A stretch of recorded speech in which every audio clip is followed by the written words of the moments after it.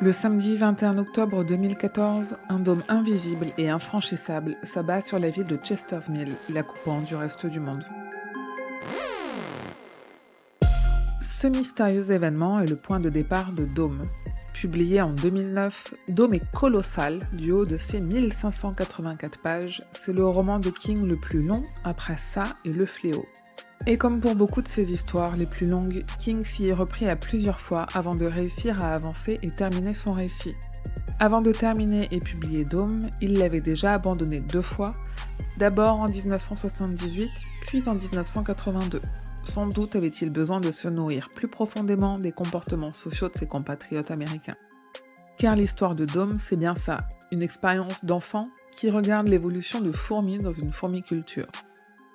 Placer un dôme sur une ville, couper ses habitants du reste du monde et observer les comportements évoluer, les forces qui entreront en jeu et les vraies personnalités qui se révéleront.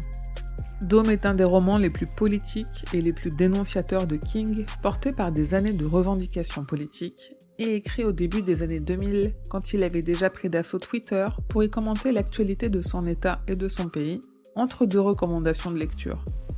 Dôme, c'est aussi une allégorie des interrogations écologiques qui commençaient enfin à se faire entendre au début du millénaire et préoccupaient de plus en plus King.